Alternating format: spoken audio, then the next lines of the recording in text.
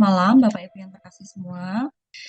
Senang sekali malam hari ini kita boleh bertemu kembali di kelas yang kedua ya. Tidak terasa seminggu itu ternyata berjalan cepat sekali gitu ya. Minggu lalu kita sudah belajar banyak. Mungkin ada di antara kita harus mencerna dalam waktu yang berbeda-beda gitu ya untuk setiap materi yang disampaikan. Tetapi semoga itu tidak mengurangi semangat kita untuk menyelesaikan 10 minggu atau 10 materi yang akan kita lewati bersama-sama. Dan malam hari ini sebelum nanti saya akan memperkenalkan pembicara, kita akan memulai dulu dengan berdoa. Minta dengan kasih Pendeta Naning bisa membuka di dalam doa. Ya, mari kita berdoa. Bapa di surga, kami mengucap syukur kepadamu Tuhan. Kalau hari ini Tuhan sudah memelihara kehidupan kami boleh ada, boleh sehat, semua karena kemurahan dan kebaikan-Mu. Dan sebentar Tuhan, kami akan memulai meeting Zoom kami mau belajar tentang kebenaran firman Tuhan. Kiranya Engkau menolong setiap kami supaya kami memahami, mengerti sehingga kekristenan kami menjadi Kristen yang sungguh-sungguh seperti yang Tuhan kehendaki. Engkau juga mengurapi hamba-Mu, Pendeta Yotam, yang akan menyampaikan materi ini. Berikan hikmat pengurapan yang dari Tuhan, sehingga beliau boleh menyampaikan dengan tepat, dengan sederhana, dapat dipahami, dipengerti oleh kami semuanya. Terima kasih Tuhan, sepanjang sesi ini kami serahkan ke dalam tangan-Mu. Engkau menyertai kami semua, berikan kekuatan, damai sejahtera, dan sukacita. Dalam nama Tuhan Yesus Kristus kami sudah naikkan doa kami. Haleluya. Amin. Amin. Terima kasih Pendeta Naning yang sudah memimpin kita dalam doa. Bapak Ibu yang terkasih, sebentar kita akan kembali menikmati atau belajar bersama topik yang kedua, yaitu tentang penciptaan, pembuktian eksistensi Allah bagi kaum ateis. Tentu ini akan menjadi satu topik yang menarik bagi setiap kita. Dan materi nanti akan disampaikan maksimal 60 menit. Setelah itu akan ada sesi tanya jawab. Bapak Ibu boleh nanti menuliskan pertanyaan-pertanyaannya di chat box kita atau nanti boleh klik di raise hand. Saya akan lihat siapa yang akan menyampaikan pertanyaan dan kita akan berdiskusi selama 30 menit. Dan malam hari ini pembicara yang akan membekali kita adalah Pendeta Dr. Yotam Sugihono. Beliau ini adalah salah satu pendeta ya yang ada di Gereja Isa Al-Masih Kelapa Gading. Track record pendidikan beliau ini luar biasa Bapak Ibu, ketika saya baca gitu ya, wah luar biasa sekali. Beliau lulus S1 dari Sekolah Tinggi Teologi Betani Surabaya, lalu menyelesaikan studi S2-nya di Sekolah Tinggi Teologi Karisma Bandung, dan juga mendapatkan gelar doktornya dari Sekolah Tinggi Teologi Rahmat Emmanuel Jakarta di tahun 2023. Dan tidak berhenti di situ, masih ada pendidikan yang beliau uh, capai, yaitu di Cohen University and Theological Seminary USA di tahun 2024, dan masih terus mengejar uh, membekali dirinya ya dengan pendidikan di Sekolah Tinggi Teologi Rahmat Emmanuel untuk S2 di bidang pendidikan. Dan saat ini beliau mengajar di STT Rahmat Emmanuel dan juga di Sekolah Tinggi Teologi Entrepreneurship Pringgading. Beliau mengajar beberapa mata kuliah seperti teologi PL, teologi PB, hermeneutika, dogmatika, pastoral, homiletik, kepemimpinan Kristen, dan masih banyak lagi mata kuliah yang beliau ampuh. Dan tentunya ini akan menjadi satu hal yang baik. Semalam hari ini kita dibekali oleh orang yang kompeten sekali di dalam bidangnya. Tanpa berlama-lama, waktu saya berikan kepada Pendeta Yotam untuk menyampaikan materi. Silahkan. Ya, Shalom, selamat malam semuanya, Ibu Bapak yang dikasih Tuhan. Ya, ini kita pertemuan yang kedua dan saya bersuka cita kita bisa bertemu kembali. Kalau dari jumlah kita terdata hampir 100 orang, 95 atau 6, ini masih 50-an. Dan yang saya akan share pertama-tama adalah mengenai keprihatinan di zaman sekarang ini. Saya melihat, ya saya update mengenai apa yang terjadi dengan kekristenan dan juga fenomena dari orang-orang muda. bagaimana mereka mempertanyakan eksistensi Allah. Dan ternyata ketika saya scroll TikTok, itu yang mengaku sebagai ateis memiliki pengikut yang sangat banyak. Dan mereka tidak malu mengatakan sendiri sebagai ateis karena mereka justru berbangga, mereka justru mengatakan bahwa mereka ini memiliki cara pandang yang ilmiah, karena kalau orang-orang yang beragama itu adalah orang-orang yang tidak bisa membuktikan secara ilmiah keberadaan Allah. Nah, sebelum saya menyampaikan materi pada malam hari ini, ya saya berharap kita semua bisa hadir ya, yang belum hadir nih terutama karena ketika nanti tertinggal beberapa waktu, 25 menit akan kehilangan eh, runtutan dari peristiwa yang akan saya sampaikan. Nah, saya akan menyampaikan sebuah video terlebih dahulu. Video ini merupakan keprihatinan bagi saya dan juga bagi anak-anak Tuhan tentunya, bagaimana seorang muda yang menceritakan mengenai dirinya yang ateis dan tidak berlama-lama, saya akan share, kita bisa memperhatikan ada dua video, nanti yang kedua adalah video dari artis Coki Pardede, bagaimana dia mengklaim sebagai agnotis dan ateis. Baik, saya akan share. Setiap kali gua ngomongin sains, pasti aja ada yang ngomong kayak gini. Ah, itu kan cuma teori doang, kamu juga cuma baca buku. Padahal ya, mereka yang bisa-bisanya percaya sama sesuatu yang nggak ada buktinya sama sekali, nggak bisa diuji sama sekali. Bedanya sains dan agama tuh simpel banget, Dek, Kak. Sains itu nggak butuh kamu percaya baru benar.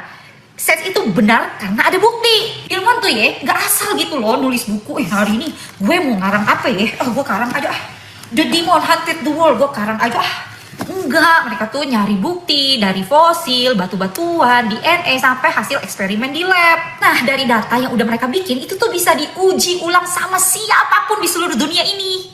Gak ada tuh percaya karena katanya. Yang ada bisa dibuktikan karena datanya nyata.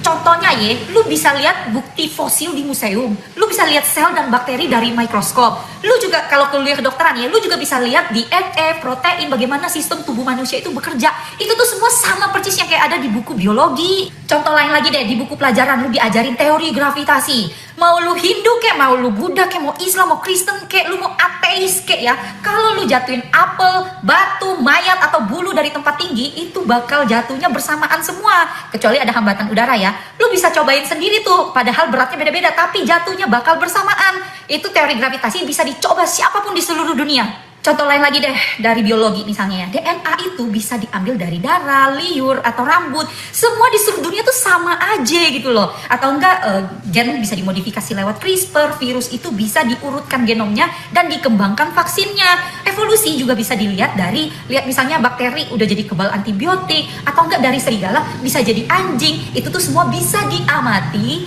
diuji ulang, dan ada buktinya. Itu yang bikin sains universal. Karena nggak peduli kamu mau agama apa kek, kamu mau tinggal di mana kek, hasilnya bakal tetap sama. Nah, beda ya sama dogma, kamu harus percaya dulu baru jadi benar. Contoh nih, Muslim gak akan merasa Kristen itu benar karena dia gak percaya.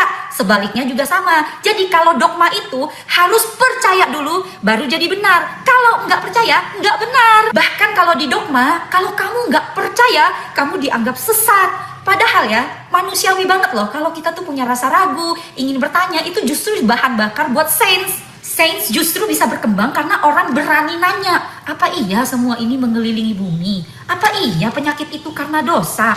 Apa iya bumi itu datar? Karena setiap kali manusia bertanya, muncullah pengetahuan baru, bukan kutukan. Jadi ketika kamu bilang, sama aja, buku juga sama. Mohon maaf, we build different, dude. Di dunia sains, kebenaran itu nggak butuh iman, butuhnya bukti. Ada satu lagi nih yang banyak banget, kasihan banget mbaknya, nggak beragama, kasihan. Ngapain kasihan sama gue? Gue tahu kok kalau kasihannya lu itu bukan pure sympathy as a human. Itu cuma cara halus lu buat ngerasa lebih tinggi daripada orang lain. Kalau kamu bener-bener peduli, kamu gak akan ngomong di atas menara moralmu sendiri dan menghakimi pilihan hidup orang lain. Aku tuh gak perlu dikasihani karena aku gak beragama. Justru yang perlu dikasihani adalah orang-orang yang berpikir dengan mereka percaya, otomatis mereka itu lebih baik dibandingkan dengan orang lain. Rasa superior gitu mah bukan iman, itu mah ego dibungkus sama dogma. Ya, ini di terakhir tadi dia mengatakan bahwa jangan kasihani dia yang tidak beragama. Bentar, oh ini stop share ya. Di sini kita bisa melihat ya, namanya itu tadi Marta siapa gitu, dan kalau kita lihat di TikToknya itu ribuan pengikutnya. Dan sekarang saya akan share videonya Coki Pardede, bagaimana dia ini mengatakan diri sebagai agnostik ateis dan ditonton oleh begitu banyak orang, bahkan juga masuk di podcast berkali-kali. Kita lihat ya. Bukan ateis, gue itu adalah agnostik ateis. Gue cuma mempertanyakan. Kalau ada yang bilang Tuhan ada, gue cuma mempertanyakan. Mana buktinya? Udah gitu doang. Karena buat gue extraordinary claim perlu extraordinary proof. Dan sejauh ini sih gue belum menemukan extraordinary proof. Dan biasanya orang yang jadi kayak gue nih, agnostik ateis nih, terbagi jadi dua. Ada yang jadi agnostik ateis by experience, jadi mungkin dia dikecewakan oleh satu institusi atau hidupnya terlalu tragedi sampai akhirnya sepertinya Tuhan tidak ada. Ada yang jadi agnostik ateis seperti itu. Dan ada lagi satu lagi tipe orang yang jadi agnostik ateis by data. Hidupnya tidak ada tragedi, cuman semakin dia belajar sains, sepertinya menurut matematika Tuhan tidak ada. Ada yang kayak gitu. Kalau gua itu yang by experience, karena dari pengalaman gua dan dari beberapa hal yang gua dalami dari beberapa agama yang gua percayain, ya, belum ada yang serk lah buat gua. Ya. Di sini kita bisa melihat ya bagaimana keprihatinan dari orang-orang muda dan juga dari artis-artis yang mereka ini adalah orang-orang yang secara terang-terangan dan merupakan sebuah kebanggaan bagi mereka kalau mereka ini menjadi ateis. Dan saya teringat beberapa puluh tahun yang lalu ketika saya kuliah umum, sekuler dengan teman-teman, ketika berbincang-bincang, mereka menceritakan bagaimana ada pertanyaan-pertanyaan mengenai eksistensi Allah yang tidak bisa dibuktikan, dan mereka merasa bahwa itu adalah sesuatu hal yang baru bagi mereka, dan mereka menyenangi hal itu karena selama ini kalau percaya bahwa Allah itu ada, itu hal yang kuno. Nah, pada kesempatan pada malam hari ini, saya akan menyampaikan mengenai bagaimana cara kita menjawab kepada orang-orang yang tidak mempercayai akan adanya Allah, mereka yang tidak mempercayai mengenai keberadaan Allah. Bagaimana cara kita menjawabnya? Nah, sekarang kita akan melihat di Kejadian pasal pertama, di ayat pertama, saya yakin ayat firman Tuhan ini adalah ayat yang paling sering dibaca oleh orang-orang Kristen. Kenapa begitu? Karena biasanya ketika resolusi tahun baru dengan semangat 45 ingin membaca Alkitab dimulai dari Kejadian 1 ayat yang pertama, ayat ini pasti akan dibaca terlebih dahulu. Ini ayat yang sudah kita hafal, dikatakan pada mulanya Allah menciptakan langit dan bumi. Nah, di sini kita belajar bahwa yang Allah ciptakan itu bukan sekedar langit dan bumi, tapi ada pada mulanya. Jadi, pada mulanya Allah menciptakan langit dan bumi. Apa yang Allah ciptakan? Yang pertama adalah pada mulanya. Itu apa? Itu adalah waktu. Jadi, Allah menciptakan Itu yang pertama waktu. Ini penciptaan di luar dari penciptaan yang keberadaan Allah dengan malaikat, dimensi roh, surga, begitu ya. Itu di luar itu. Tetapi ini berkenaan dengan alam semesta dan manusia. Yang Allah ciptakan pertama kali itu adalah waktu, dimensi waktu. Itu Allah ciptakan. Yang kedua adalah Allah menciptakan langit dan bumi. Langit dan bumi itu apa? Langit dan bumi itu adalah benda. Jadi, yang Allah ciptakan yang pertama waktu, yang kedua benda. Nah, benda ini atau materi ini menempati yang namanya ruang. Jadi ada tiga nih. Jadi, kejadian pertama, ayat yang pertama, Allah itu menciptakan tiga hal. Yang pertama adalah waktu, yang kedua materi, materi ini menempati yang namanya ruang. Nah, cara berpikir manusia, cara otak manusia itu sulit sekali lepas dari tiga hal ini. Selalu berpikirnya mengenai waktu, mengenai ruang, dan materi. Materi itu sesuatu hal yang bisa dilihat dengan panca indera. Nah, sulit sekali manusia itu lepas dari tiga macam ini. Di sini, kalau kita melihat, Allah pada mula menciptakan langit, pada mulanya waktu, langit, materi, dan juga kemudian menempati ruang. Bagaimana cara kita membuktikan bahwa Allah itu ada ketika seorang ateis berkata, buktikan bahwa Allah itu ada? Saya memberikan sebuah contoh. Misalnya, di sini ada yang suka masak, ada Bu Yemi, ada Bu Kenny.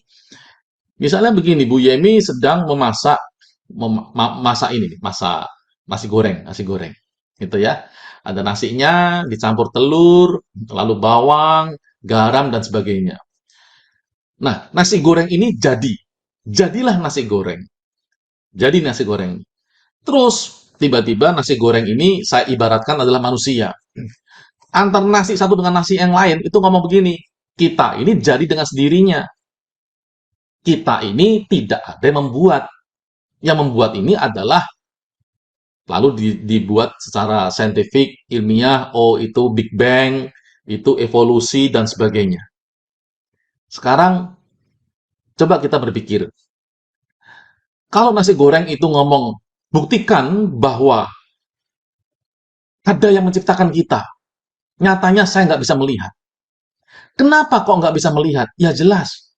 Karena yang buat nasi goreng, Bu Yemi, yang bikin nasi goreng, kan bukan bagian dari nasi goreng. Saya ulangi ya, ini kuncinya. Yang membuat nasi goreng itu tidak di dalam nasi goreng.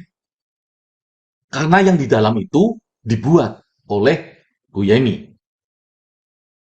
Kalau minta bukti antar sesama nasi ini, ini penciptanya nih, ini bisa dipegang nih, ini bisa dilihat nih. Begitu ya. Yang bisa dipegang, yang bisa dilihat itu ciptaan. Itu bukan pencipta. Bagaimana hubungannya dengan Allah? Saya ulangi. Sekarang kita tarik di Kejadian 1 ayat yang pertama. Pada mulanya Allah itu menciptakan waktu, materi, dan ruang. Semua yang Allah ciptakan ini, Allah ini kan ada di luarnya. Karena Allah menciptakan yang tiga macam ini. Allah bukan bagian dari yang diciptakan. Allah ada di luar. Lalu, kemudian manusia yang ada di dalam ini mempertanyakan, kita ada dengan sendirinya. Kita tidak bisa melihat pencipta, berarti tidak ada. Nah, ini sama seperti begini, seorang programmer. Di sini ada Bapak Otniel, bikin program komputer. Jadi nih, programnya jadi. Teling jadi. Jadi bisa ada main game gitu ya, ada karakternya begitu, main game. Terus antar karakter ini ngomong nih, kita mah ada dengan sendirinya. Tidak ada itu yang menciptakan kita. Sekarang coba kita berpikir, kalau yang menciptakan itu bisa dilihat, dipegang, dan diraba, itu bukan pencipta, itu ciptaan. Ini di luar bagaimana Yesus hadir menjadi manusia sebagai pribadi Allah ya. Ketika Allah yang diinginkan oleh orang-orang ateis adalah hadir, dilihat, dipegang, kalau yang mereka inginkan seperti itu, yang diinginkan itu bukan pencipta. Jadi bagaimana cara kita menjawab kalau orang ateis bertanya, saya tidak melihat Allah, karena Allah tidak bisa dilihat, Allah tidak ada buktinya, tidak ada bukti keberadaan Allah, maka saya tidak percaya pada Allah. Jawabannya adalah justru pertanyaan itu membuktikan Allah itu ada. Saya ulangi lagi. Justru pertanyaan itu yang mana orang ateis tidak bisa memegang, membuktikan, melihat, dipegang. Ini Allah, gitu ya. Justru karena itulah makanya Allah itu ada. Karena sesuatu yang dipegang, sesuatu yang dilihat, yang kemudian bisa diraba-raba, dibawa-bawa kemana-mana, itu bukan Allah. Itu ciptaan. Jadi, sebenarnya ini sebuah jawaban secara filosofi, permainan pikiran yang dimainkan oleh para pengagung ateis. Dijawab juga, kita menjawabnya dengan filsafat juga. Dengan mengatakan, saya tidak bisa melihat Allah, itulah buktinya Allah. Karena Allah itu ada di luar yang diciptakan. Karena Allah itu menciptakan waktu, ruang, dan materi. Semua materi yang ada di dunia, di alam semesta ini, di galaksi-galaksi ini, di planet-planet ini, manusia, sampai yang terkecil, bakteri, virus, dan sebagainya, itu membuktikan bahwa kalau Allah tidak ada di bagian itu, justru itulah Allah. Justru itulah Allah yang tidak bisa dilihat, dipegang, diraba, yang tidak bisa semaunya manusia membawa kemana. Ini Allah. Justru di situ jawabannya. Kalau kita melihat ya, di beberapa pulau, saya pernah ke sebuah pulau yang membuat saya itu sangat terkejut, karena di pulau ini, saya tidak sebutkan, ada sebuah tempat ibadah dengan patung yang sangat tinggi, mungkin ada sekitar 30-40 meter tingginya patung ini, dan sangat besar, tinggi dan besar. Untuk orang-orang daerah sana dengan kebudayaannya dan juga agamanya, kepercayaannya menyembah patung ini. Ini patung yang bisa dilihat dan dianggap sebagai Allahnya mereka. Sekarang coba kita berpikir, patung ini jadi Allah disembah oleh agama tersebut. Coba kita berpikir ya, patung ini bisa jadi patung karena ada yang membuat nih. Ada yang membuat, gitu ya. Ada yang membuat. Lalu setelah membuat, kemudian dicat. Dicat, setelah jadi, kemudian diangkut. Nggak bisa jalan sendiri. Ini patung, nggak bisa jalan sendiri. Setelah diangkut, sampailah ke rumah ibadah itu, diturunkan. Nggak bisa turun sendiri. Setelah diturunkan, kemudian setelah itu dipasang, dipajang. Kalau pajangnya kurang setengah meter, nggak bisa itu membetulkan diri sendiri. Nggak bisa. Harus digeser oleh manusia. Kurang 1 senti, nggak bisa membetulkan diri sendiri. Apakah itu yang diinginkan oleh orang ateis? Ini loh Allah buktinya. Karena Allah yang ini, itu disembah. Disembah ini. Jadi sebenarnya dengan sebuah pertanyaan, coba tunjukkan di mana Allah itu. Pertanyaan itulah membuktikan bahwa Allah itu ada. Kenapa? Karena kita manusia ini tidak bisa keluar dari 3 hal ini, waktu, materi, dan ruang. Kita selalu membutuhkan sesuatu hal yang ada di dalam ruangan, materi yang bisa dipegang. Selalu itu. Sedangkan dimensinya Allah, yaitu dimensi rohani, manusia tidak melihat. karena tidak bisa melihat, lalu berkata Allah itu tidak ada. Itu merupakan sebuah apa namanya, pleset dari sebuah cara berpikir. Ini yang pertama yang ingin saya sampaikan. Kalau misalnya ada pertanyaan mengenai hal ini, bisa disampaikan lewat chat, karena ini sangat penting sekali supaya anak-anak muda, remaja, pemuda jangan sampai tergelincir dari sebuah cara berpikir yang seolah-olah merasa bahwa ketika mempertanyakan Allah itu suatu pemikiran yang hebat, yang luar biasa. Nah, sekarang saya akan menyampaikan yang kedua. Jadi ada beberapa hal yang ingin saya sampaikan. Mungkin kita tidak bisa semuanya, tidak apa-apa, karena yang terpenting adalah bagaimana nanti kita bisa mengerti. Kita masih ada setengah jam lagi. Baik, saya akan share lagi PowerPoint yang tadi. Jadi apa yang Allah ciptakan di Kejadian 1 ayat pertama itu adalah waktu, materi, dan ruang. Itu ya. Nah, ini alam semesta, anggaplah itu alam semesta, itu yang Allah ciptakan. Nah, sekarang nih yang berikutnya mengenai keberadaan bumi. Coba kita berpikir secara nalar. Pada mulanya Allah menciptakan langit dan bumi. Jadi, ketika Allah menciptakan, apakah yang Allah ciptakan itu sudah jadi? Maksudnya gimana? Maksudnya begini. Di ayat pertama, itu kan dikatakan, pada mulanya Allah menciptakan langit dan bumi. Pertanyaan saya, waktu di ayat pertama itu, waktu Allah menciptakan langit dan buminya jadi atau tidak? Sudah pasti, kita semua berkata jadi ya. Jadi nih, jadi. Langit jadi, bumi jadi. Waktu juga jadi. Jadi ya. Tetapi, ada sebuah keanehan. Keanehannya itu ada di ayat yang kedua. Yaitu, dikatakan demikian. Bumi belum berbentuk dan kosong. Gelap gulita menutupi samudera raya, dan roh Allah melayang-layang di atas permukaan air. Ini kan aneh ya. Di ayat pertama, tadi saya tanya nih, kalau Allah nih menciptakan langit dan bumi, diciptakan nih, langit dan bumi Allah ciptakan. Jadi ya, harusnya kan jadi.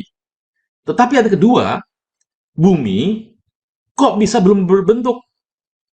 Without form. Dari kata Ibrani, tohu yang menuju pada keadaan tidak tertata, tidak terstruktur, atau dalam keadaan kacau. Nah, ini kan aneh ya. Kalau di ayatnya yang pertama di situ jadi, maka harusnya ayat yang kedua kan jadi. Ini yang tidak jadi, yang bukan tidak jadi, yang tidak berbentuk dalam keadaan tidak tertata, tidak tersusun, tidak terstruktur, dalam keadaan kacau itu bumi. Hanya bumi. Sedangkan langit tidak. Waktu juga tidak. Jadi, yang tidak terstruktur itu bumi. Padahal, di ayat pertama Allah ciptakan 3 hal. Waktu, ruang, dan materi. Dari semua materi ini, salah satunya adalah bumi. Di ayat yang kedua, ternyata bumi, ternyata keadaannya tidak tertata, tidak tersusun, tidak terstruktur, dalam keadaan yang kacau. Sementara, langit masih bagus, waktu bagus, planet-planet lain bagus, galaksi-galaksi lain masih bagus. Cuma bumi, hanya bumi saja yang kacau. Nah, ini apa? Nah, ini namanya gap theory.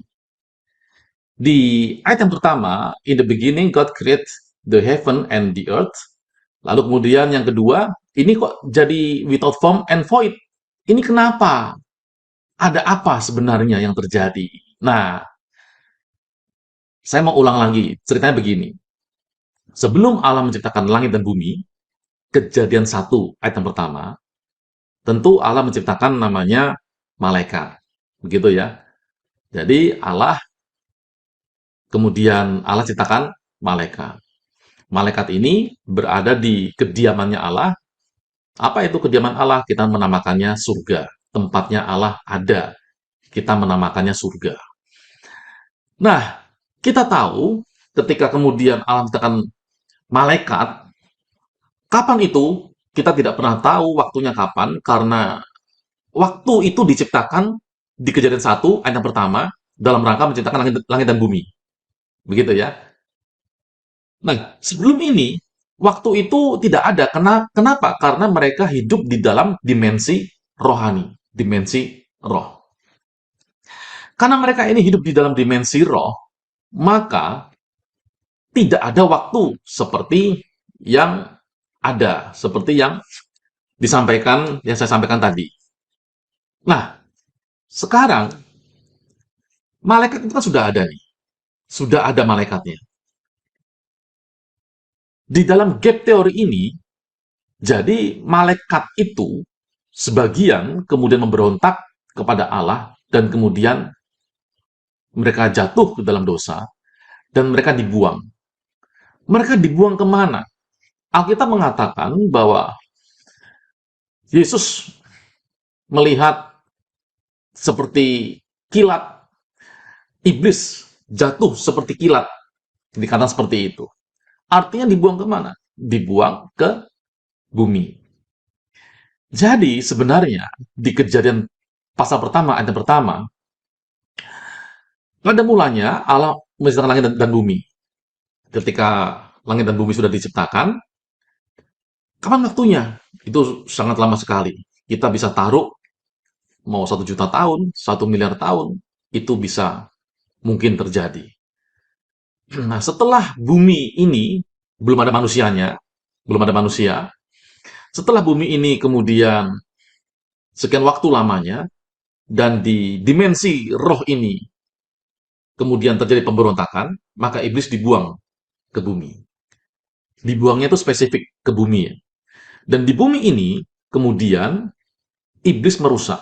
Kenapa bisa begitu? Karena sifatnya iblis itu adalah perusak. Jadi iblis itu merusak, iblis itu menghancurkan. Karena itulah makanya bumi ini menjadi tidak lagi berbentuk. Dan hancur semuanya yang pernah Allah ciptakan di ayatnya yang pertama. Nah, setelah itu, apa yang terjadi? Setelah itu, yang terjadi adalah di ayat yang ketiga. Jadi setelah iblis dijatuhkan ke bumi, bumi ini dirusak oleh iblis, waktunya berapa lama sampai kemudian Allah menciptakan manusia? Itu tidak ada yang menghitung, tidak terhitung. Kita bisa menaruh angka berapapun di sana. Karena itulah sebenarnya sains ketika memeriksa bumi ini sudah sangat lama sekali. Bisa miliaran tahun, bisa jutaan tahun, bisa terhingga tahun. Kenapa? Karena memang kita itu menghitungnya tidak boleh ketika manusia diciptakan, melainkan ketika bumi diciptakan, bukan manusia diciptakan. Jadi ada beberapa memang kesalahan dari, mungkin bukan kesalahan ya, tapi misinterpretasi, kesalahpahaman di dalam membaca Alkitab. Sehingga dipahami bahwa bumi ini berumur 6.000 tahun. Padahal sebenarnya tidak. Sangat tua sekali. Tuanya adalah, di ayat pertama, Allah sudah ciptakan langit dan bumi di sana. Sampai kemudian dirusak oleh iblis, itu ada waktu yang kita bisa taruh angka berapapun di sana. Karena tidak dijelaskan oleh Alkitab. Setelah kemudian ditaruh oleh Allah, setan ini yang jatuh di bumi, dibuang dari surga ke bumi, sampai pada hari penciptaan, itu ada waktu yang sangat lama, yang Alkitab juga tidak sebutkan. Sehingga umur bumi ini sangat panjang sekali di sana.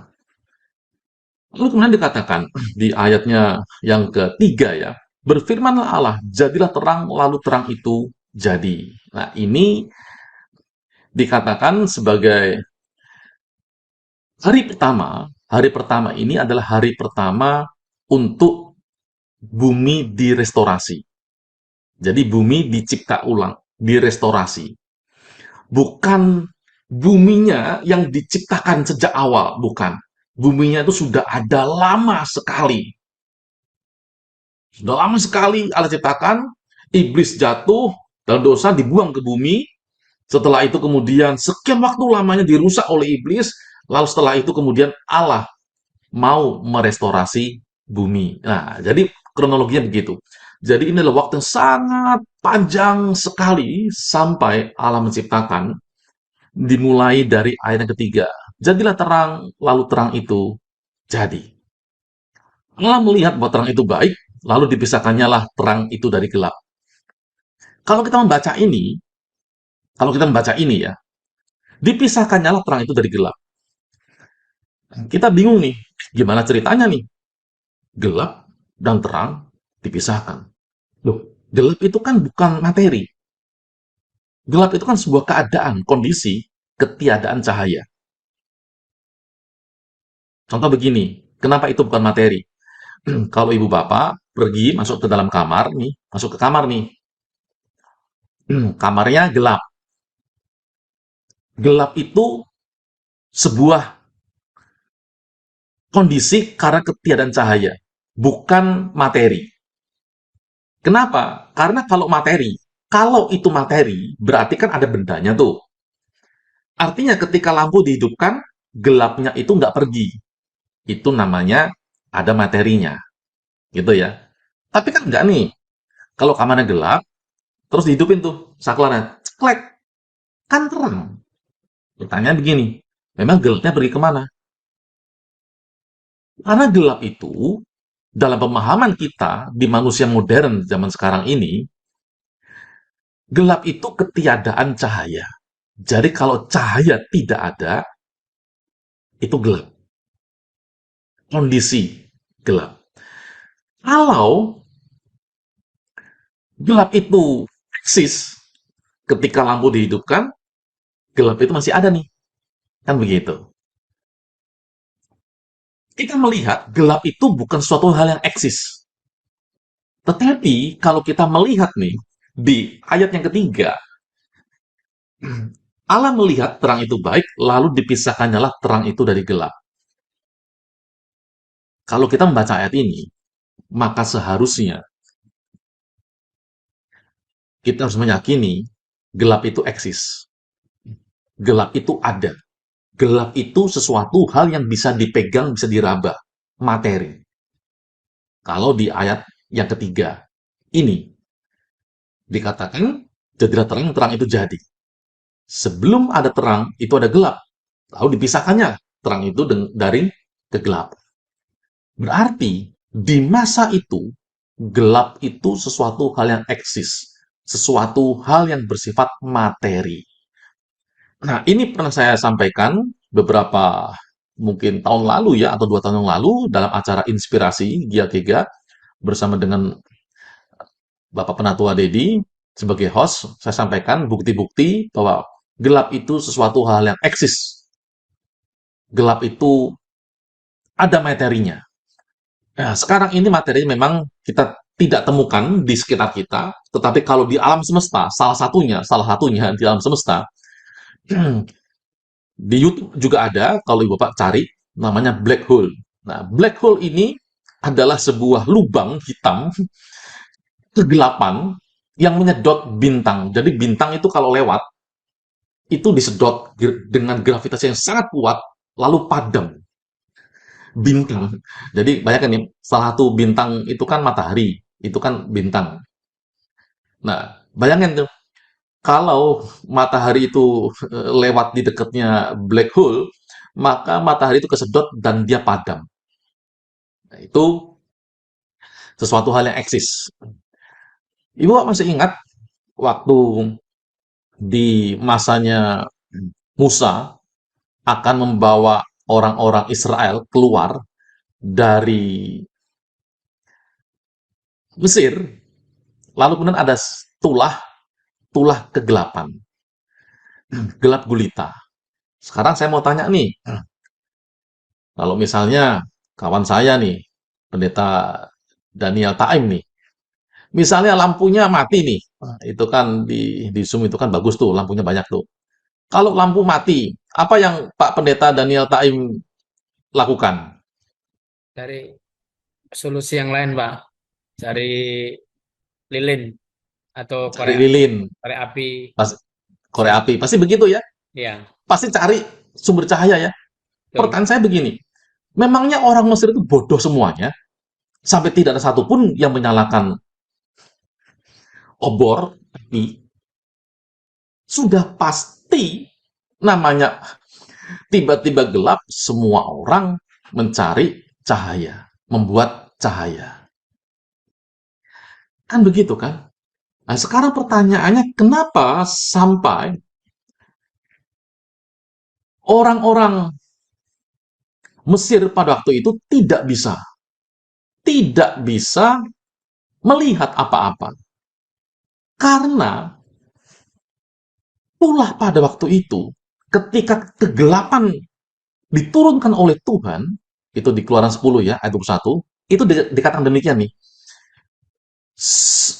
ulurkan tanganmu ke langit, itu kepada Musa, supaya datang gelap. Datang gelap. Gelap itu datang. Kalau namanya gelap itu datang, berarti itu bersifat materi. Meliputi tanah Mesir, lalu dikatakan demikian, sehingga orang dapat meraba gelap itu. Saya pikir dulu, ini sebuah ayat hiperbola, dibuat supaya tampak hebat sekali. Tapi setelah saya memahami bahwa ada masa-masa tertentu di mana gelap itu ditunjukkan sebagai sebuah materi. Ini salah satu ayatnya, bahwa gelap itu bisa diraba. Dan bayangkan, 3 hari loh.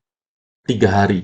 Bukan sekedar dari malam, kalau kita mungkin jam 7 malam gitu ya, sampai jam 5 pagi begitu.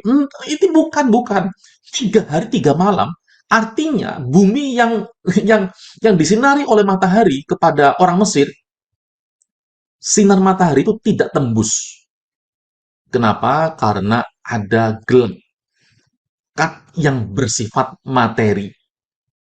Jadi kita harus paham bahwa di masa itu adalah masa yang berbeda dengan zaman sekarang, karena otak kita ini selalu terkungkung, terpenjara gitu ya, dibatasi dengan 3 hal: waktu, ruang, dan materi.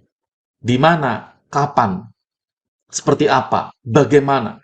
Itu semua pertanyaan karena kita ini dibatasi dengan waktu, ruang, dan materi. Sementara dalam dimensi Allah, itu dimensi rohani, waktu, ruang, dan materi ini bukan sesuatu hal yang relevan lagi. Tidak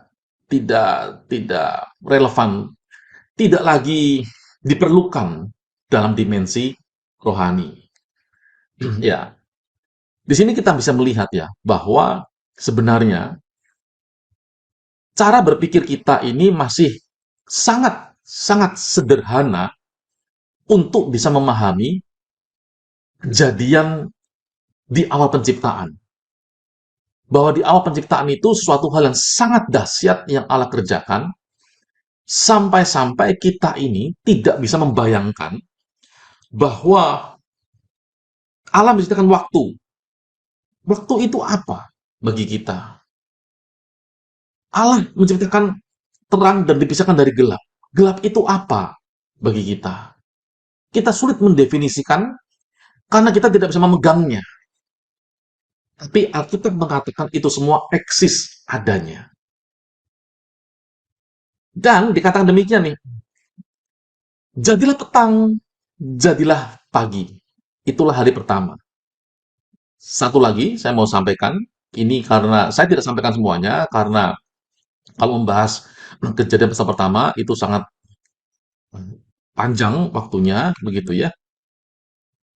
Mungkin bisa minta tolong uh, admin, Ibu Ani, untuk bisa menstop itu. Ada yang tidak sengaja share screen, ada yang tidak sengaja share screen, mungkin bisa di stop, Ya, sebentar. Ibu Ani. Ya, itu ada salah satu dari peserta yang tidak sengaja share screen. Jadi memang ini bukan saya men-share, itu saya tidak tahu siapa, mungkin tidak sengaja begitu kepencet karena memang dibuat semua bisa share screen. Nah, baik, saya kembali. Jadi memang saya mau sampaikan bahwa ini suatu hal yang memang cukup dalam dan saya berusaha untuk menggunakan kata-kata yang sederhana. Di Alkitab mengatakan demikian, jadilah petang, jadilah pagi. Itulah hari pertama. Jadilah petang, jadilah pagi. Itulah hari kedua. Jadilah petang, jadilah pagi. Itulah hari ketiga, dan seterusnya. Satu hal lagi yang saya mau sampaikan, ada sebagian orang mempercayai satu hari pada masa kejadian itu adalah 1.000 tahun. 1.000 tahun lamanya. Nah, saya mau sampaikan begini, Pak, Bu, itu bukan 1.000 tahun. Itu betul-betul 24 jam lamanya. Kenapa itu 24 jam lamanya? Karena jadilah petang, jadilah pagi. Petang sampai ke pagi itu, ya kalau kita ini jadi 12 jam ya. 12 jam dari pagi ke petang, 12 jam. Jadi totalnya 24 jam. Tidak ada 1.000 tahun dari petang sampai ke pagi. Jadi teori penciptaan, kejadian pasal pertama, Allah menciptakan langit dan bumi, itu bukan 1.000 tahun, bukan bukan 1 juta tahun, tetapi satu hari lamanya. Jadilah petang, jadilah pagi. Nah, bagaimana dengan ayat-ayat yang mengatakan bahwa di Mazmur dan juga di kitab Petrus, 1 Petrus, 1, 2 Petrus itu ya, yang mengatakan bahwa di mata Allah satu hari itu sama dengan 1.000 tahun gitu ya. Coba kita bayangkan ya, dalam dimensi rohani itu tidak ada waktu. Waktu itu diciptakan di kejadian pertama, ayat yang pertama. Dalam hidupnya Allah, Allah tidak mengalami yang namanya waktu. Waktu itu tidak relevan di dunia rohani. Dimensi roh itu tidak lagi relevan. Waktu, materi, dan ruang. Itu tidak relevan. Jadi, kalau kita berpikir bahwa Allah itu hidup, gitu ya, satu hari itu sama dengan 1.000 tahunnya manusia, berarti Allah mengalami hari. Allah mengalami waktu. Allah punya usia. Nggak begitu cara berpikirnya. Melainkan di hadapan Allah, panjangnya waktunya manusia itu bukan masalah bagi Allah. Karena Allah itu yang menciptakan waktu, bukan yang menciptakan, bukan diikat oleh, eh, ya ini resennya nanti ya, tidak diikat oleh waktu, tidak diikat oleh materi, tidak diikat oleh ruang. Nah, setelah 6 hari penciptaan, sedikit lagi, saya akan selesaikan 1 jam, sedikit lagi. Setelah Allah selesaikan 7 hari, hari ke-7 Allah istirahat, gitu ya. Setelah itu, ketika sudah menciptakan Adam, lalu kemudian berikutnya menciptakan Hawa, sampai kapan Adam dan Hawa jatuh ke dalam dosa? Selama ini kita mungkin ya, beberapa mahasiswa saya tanya, kapan sih Adam dan Hawa jatuh ke dalam dosa? Ya, sebagian berkata, ya tidak lama setelah diciptakan, Adam dan Hawa jatuh ke dalam dosa. Nah, yang perlu kita ketahui, Ibu Bapak, Saudara-saudari, Adam itu kan umurnya kan 936 tahun. Umur itu dihitung bukan dimulai dari Adam diciptakan. Bukan. Tapi dimulainya, dihitungnya itu dari ketika Adam dan Hawa tentunya jatuh ke dalam dosa. Itulah dimulai hitungan umur. Jadi umur Adam 936 tahun itu, 930 tahun itu, maaf, maksudnya adalah ketika dia makan, langsung seperti tombol kematian itu dipencet. Countdown dimulai. Hitungan mundur ini dimulai. Hitungan kematian ini dimulai. Begitu dimakan, itu tombol kematian dipencet, ditekan. Dimulailah kematian tubuhnya dia ini, yang kemudian memerlukan waktu selama 930 tahun lamanya. Bukan ketika dia diciptakan. Jadi, ketika dia diciptakan sampai dia jatuh dalam dosa, itu ada jeda waktu yang sangat lama. Karena Adam dan Hawa sudah pasti mereka mengusahakan tanah itu, taman itu, memberi nama hewan-hewan. Mereka menikmati Taman Eden dengan sukacita, dan semua sudah dimakan buahnya. Lalu kemudian ada satu buah yang tidak boleh dimakan yang ada di tengah-tengah taman itu. Setiap hari keliling, muter-muter sana, semua sudah dimakan kecuali cuma satu itu. Nah, sampai pada hari pemakan itu, dari diciptakan itu, ada rentang waktu. Kita bisa taruh berapapun lamanya di sana. Jadi, di sini kita bisa memahami bahwa umur bumi ini sangat panjang sekali. Dimulai dari kejadian pertama, ayat yang kedua, lalu dengan penciptaan manusia sampai jatuh ke dalam dosa. Itu ada rentang waktu yang sangat lama sekali. Sehingga kita bisa sekarang tenang ketika orang bertanya, Alkitab dan juga kata-kata orang teolog-teolog berkata, bumi itu umurnya 6.000 tahun, tetapi ilmu pengetahuan berkata bahwa bumi itu miliaran tahun lamanya. Cocok juga, karena kita menghitungnya seperti tadi yang saya sampaikan. Bukan penciptaan 6.000 tahun, atau sampai sekarang ini 6.000 tahun, ini memasuki tahun Sabat, tahun yang ke 7.000.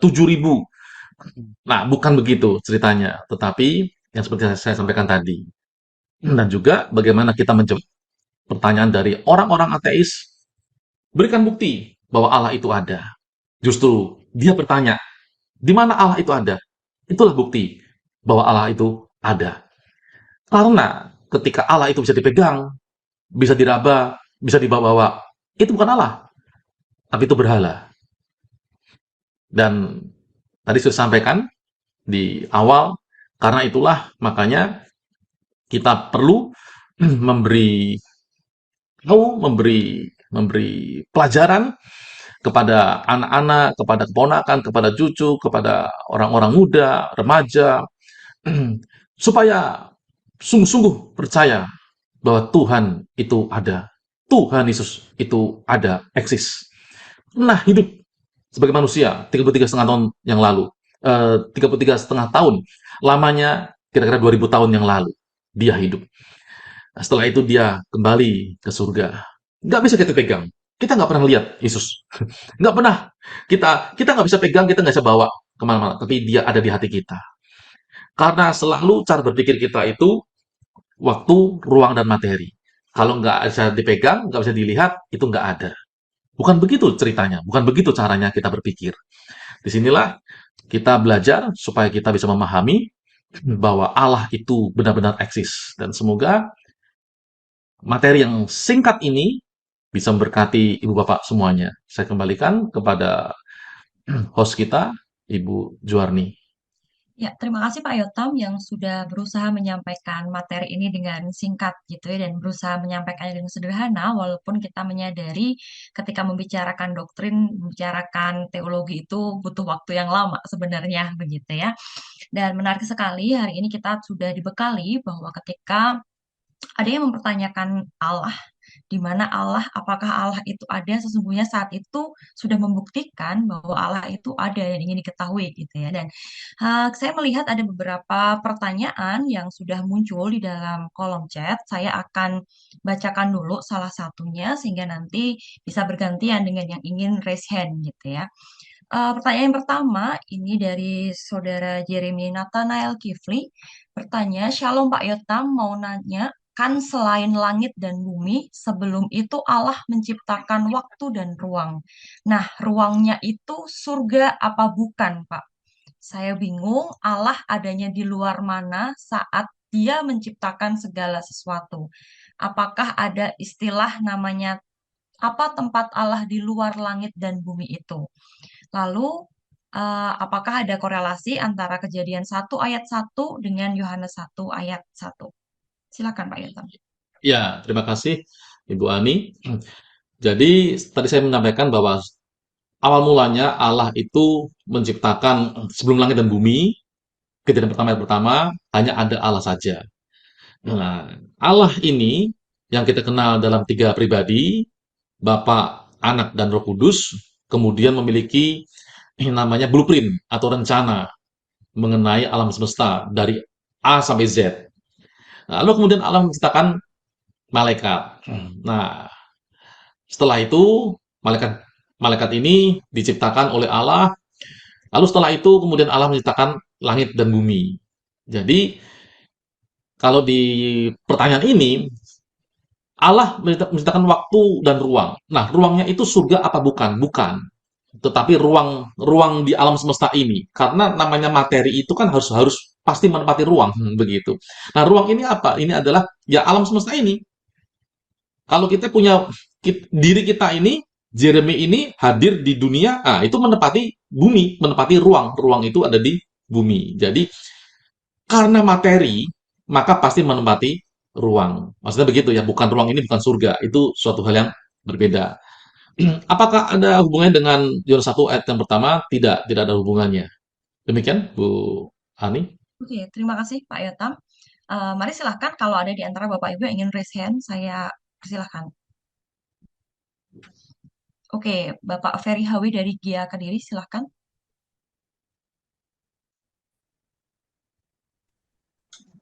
Shalom, selamat malam. Selamat malam, Terima Pak. kasih buat kesempatan yang diberikan. Saya mohon bertanya kepada Pak dosen. Tadi dijelaskan bahwa pada mulanya adalah dalam pemandangan waktu. Mohon penerangan Pak dosen. Di dalam penciptaan ini kan hari pertama, hari kedua, hari ketiga. Pak dosen tadi menerangkan bahwa waktu itu adalah 24 jam, begitu ya Pak dosen ya. Sedangkan 24 jam ini kan adalah penentuan putaran matahari kepada bumi. Sedangkan pada hari yang keempat itu matahari dan bulan dan bintang itu baru diciptakan. Nah, dalam pengertian hari, apakah itu 24 jam? Karena hari itu adalah Yom. The day is Yom, and then malam itu Lili. Jadi, apakah yang dimaksud dimensi waktu ini, Pak dosen? Apakah itu adalah bagian yang mungkin belum bisa diukur dalam waktu itu sendiri? Karena bagian adalah sesuatu yang dikatakan dimensi waktu. Nah, apakah waktu ini 24 hours? Tadi Pak Yotam mengatakan 24 hours, padahal 24 hours baru ada pada hari yang keempat. Mohon petunjuknya Pak dosen, terima kasih. Iya, langsung saya jawab ya, Bu Juwarni. Jadi Pak Ferry dari GIA Kediri, terima kasih untuk pertanyaannya. Memang ini sering ditanyakan ya. Kan matahari itu bukan di hari pertama. Bagaimana kok bisa mengatakan bahwa ini adalah 24 jam begitu ya? Jadi bagaimana cerita seperti itu? Nah, jadi begini. Untuk 24 jam itu tidak perlu ada matahari. Karena 24 jam itu adalah ukuran satuan waktu. Satuan waktu. Dari mana? Dari rotasi bumi. Itu, dari rotasi bumi. Jadi bumi itu memang sudah berotasi. Bumi sudah berotasi, mataharinya belum ada. Nah, matahari itu sebagai penanda saja, sebagai benda penerang yang ada di kemudian hari Allah ciptakan. Tetapi rotasinya itu sudah berjalan sejak dari awal. Itu yang pertama. Nah, bagaimana dengan masalah yom? Yom itu bisa kapanpun gitu ya, satuan waktu yang tidak pasti gitu ya. Bisa hari, bisa tahun, segala macam. Coba mungkin kita bisa melihat di Keluaran, kitab Keluaran ya. Coba saya buka Keluaran di pasalnya yang ke-20, di ayatnya yang ke-8 dan 9. Saya bacakan demikian. Ini ceritanya Allah memberikan perintah kepada orang Israel yang keluar dari Mesir dengan mengatakan demikian nih, salah satunya adalah ingatlah dan kuduskan hari Sabat. Nah, itu kan juga memakai yom juga. Lalu perhatikan begini, standarnya apa yang dipakai? Ayat ke-9. 6 hari lamanya engkau akan bekerja dan melakukan segala pekerjaanmu. Ayat 10. Tetapi hari ke-7 adalah hari Sabat Tuhan Allahmu. Nah, ini hari Sabat apa? Sabat yang dikutip pertama kali ketika Tuhan itu berhenti pada hari ke-7. Nah, kalau dikatakan demikian nih, maka janganlah melakukan suatu pekerjaan, engkau ataupun anakmu laki-laki atau anakmu perempuan atau hambamu laki-laki atau hambamu perempuan atau hewanmu atau orang asing di tempat kediamanmu. Sebab 6 hari lamanya Tuhan menjadikan langit dan bumi. 6 hari nih. 6 hari apa? Apakah 6.000 tahun? Kalau itu 6.000 tahun, maka ini yang dimaksudkan adalah Sabat selama 1.000 tahun. Begitu kan? Kan enggak. Karena yang dikeluarkan ini adalah benar-benar hari. Karena standarnya itu adalah di Kejadian pasal pertama. Maka artinya, kan dikata demikian nih, 6 hari lamanya Tuhan menjadikan langit dan bumi, laut dan segala isinya, dan ia berhenti pada hari ke-7. Itulah sebabnya Tuhan memberkati hari Sabat dan menguduskannya. Ketika Allah mengatakan bahwa manusia itu, Israel itu harus menguduskan hari Sabat, maka rujukannya itu Kejadian pasal pertama, penciptaan. Karena Allah 6 hari menciptakan, hari ke-7 Sabat. Nah, seperti Allah itu, kamu juga harus demikian. Kamu 6 hari kerja, hari ke-7, hari Sabat kamu istirahat. Diambil dari mana? Standarnya dari penciptaan. Nah, karena hal ini, kita bisa melihat, oh, ternyata hari yang dimaksudkan di situ adalah betul-betul 24 jam lamanya, bukan 1.000 tahun lamanya. Begitu, Pak Ferry. Terima kasih. Mau arahan lagi Pak dosen, mohon maaf nih. Tadi kan disampaikan bahwa kita nih harus bisa menjawab bagi generasi muda yang ateis, di mana sebenarnya pikiran mereka adalah pikiran yang naturalisme, empirisme seperti itu. Nah, kalau kita mengatakan bahwa 24 jam sedang, memang mungkin Alkitab memang bukan bahasa sains, walaupun sains itu ada di dalam Alkitab. Alkitab bagi saya adalah suatu buku yang memberikan petunjuk bagaimana Allah itu ingin berbicara dengan manusia, walaupun di situ juga ada mengandung sejarah. Nah, bagaimana kita menjelaskan sama orang-orang yang ateis, yang mereka itu naturalisme. Nah, tadi Pak dosen bilang bahwa bumi sudah berputar, padahal rotasi bumi itu terjadi karena gaya tarik dengan matahari loh Pak dosen. Jadi kalau dibilang 24 hours di awal itu bumi sudah berputar, matahari belum diciptakan. Dia itu berputar bagaimana caranya kan? Kemarin saya juga lihat ada suatu benda yang dikirim oleh NASA untuk melihat galaksi terjauh yang terlepas dari gaya gravitasi bumi dan jaraknya sekian ribu tahun cahaya, bahkan berjuta tahun cahaya. Nah, bagaimana kita dapat menghadapi pemikiran-pemikiran naturalis dan empirisme mereka yang sebenarnya justru disitulah kita dapat melihat campur tangan Tuhan. Ya, mereka kan selalu pengen masuk akal. Masalahnya mereka tuh pengen selalu masuk akal. Mengapa alam Baik, semesta Pak. ini Saya itu bisa memahami, Pak. Sampaikan, Mungkin, sampaikan dengan ya, singkat aja gitu ya. ya, karena ada banyak yang bertanya, Pak. Jadi bisa bergantian ya. Jadi saya jawab singkat, Pak ya. Yang perlu kita ketahui bahwa alam kita sekarang ini berbeda dengan alam pada saat penciptaan.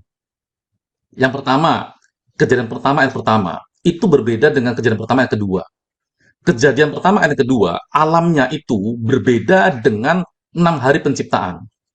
6 hari penciptaan itu, alamnya berbeda dengan kejatuhan Adam dan Hawa ke dalam dosa. Alamnya kemudian berubah lagi ketika Nuh, zamannya Nuh, ada air bah. Sama seperti tadi saya memberi contoh, gelap dan terang. Kalau kita membaca itu, gelap itu suatu yang bersifat materi, ada barangnya, ada tuh barangnya. Nah, maksud saya adalah kita tidak bisa mengukur alam semesta pada saat itu di kejadian pertama gitu ya dengan ukuran apa yang kita ketahui di masa sekarang ini karena jadi nggak cocok semuanya semuanya jadi nggak cocok semuanya begitu. Nah, maksud saya kita bisa melihat dari cara pandang berbeda apa yang Alkitab katakan bahwa ketika Alkitab katakan seperti itu itulah sebuah kebenaran. Apa itu, Pak? Dan contohnya adalah kegelapan, dipisahkan gelap itu dari terang. Karena begitu Alkitab katakan, kita percaya. Sekalipun mungkin kita belum mendapatkan buktinya. Tetapi, sekarang kita dapat nih buktinya. Contohnya adalah black hole. Tapi, berapa ratus tahun yang lalu, kan nggak diketemukan tuh. Belum diketemukan black hole-nya, gitu ya. Artinya, itu suatu hal yang, masa sih? Ada sih? Gitu. Masa gelap itu suatu yang eksis? Waktu itu, kalau misalnya ini adalah ratusan tahun yang lalu, dipertanyakan. Tapi karena Alkitab ngomong seperti itu, kita harus tahu bahwa itu benar.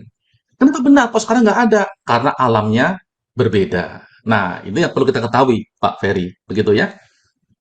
Baik, terima kasih Pak Saya, Yotam ya, dan Pak Ferry silakan. yang sudah berdiskusi ya. Kita akan melanjutkan pertanyaan yang ada di kolom chat. Masih ada yang menanyakan dari ini ya, Ibu Tutwuri ya. Di sana dikatakan bahwa intinya tadi Pak Yotam sudah menjelaskan panjang lebar gitu ya, bagaimana menjelaskan semua yang sudah Pak Yotam jelaskan ini dengan sederhana kepada banyak orang seperti itu. Silakan Pak Yotam. Ya, Karena tidak sederhana. semua orang kan bisa, iya, tidak bisa Ya, mengerti dengan bahasa teologis gitu. iya, saya ulangi lagi ya. Dengan bahasa yang sederhana, saya memberikan ilustrasi-ilustrasi.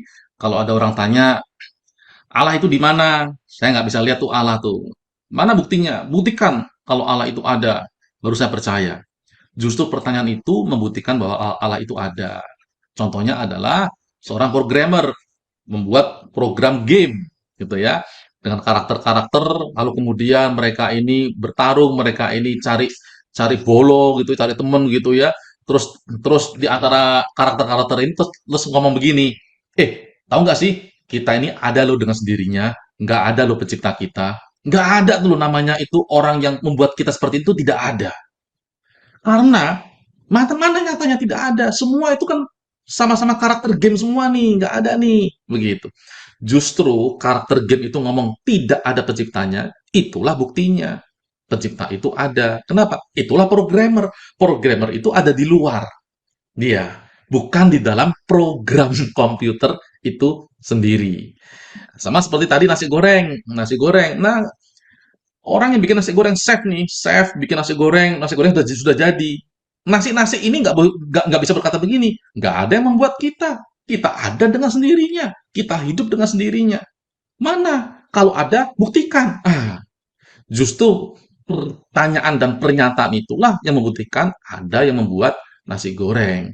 Kalau nasi goreng itu bisa melihat ini pencipta ini, nah itu berarti bukan yang bikin nasi goreng, karena dia ada di dalam nasi goreng tersebut. Karena dimensinya pencipta itu pasti ada di luar dimensi dari yang diciptakan.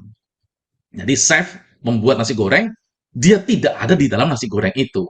Kalau dia ada di dalam nasi goreng itu, mungkin dia bakso, mungkin dia ayam, mungkin dia telur tuh. Nah, itu adalah ciptaan juga, bukan pencipta. Nah, mungkin kira-kira yang sederhana seperti itu, Bu Juarni. Nah, itu kalau saya lihat Ya, di chat ini ada banyak tuh ya.